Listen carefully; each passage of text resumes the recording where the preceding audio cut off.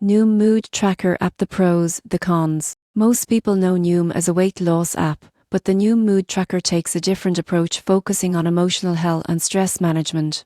But is it really effective? Let's explore the pros and cons. Starting with the pros. Noom Mood is built on cognitive behavioral therapy, or CBT, a proven approach for improving mental wellness. The app helps you understand how thoughts influence feelings and behavior.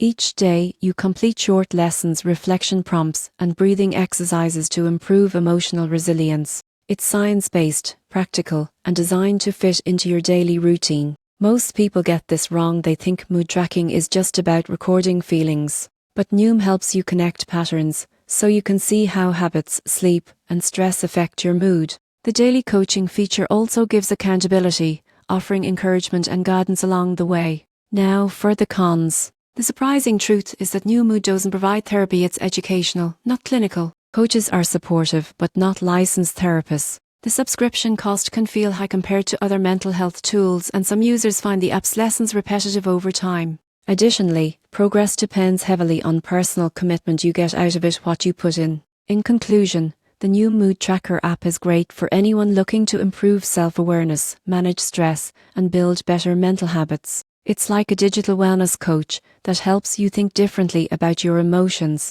If you want a self-guided, research-backed approach to mental wellness, Noom Mood is worth a try. But if you're seeking professional therapy or deep emotional healing, it may not go far enough on its own.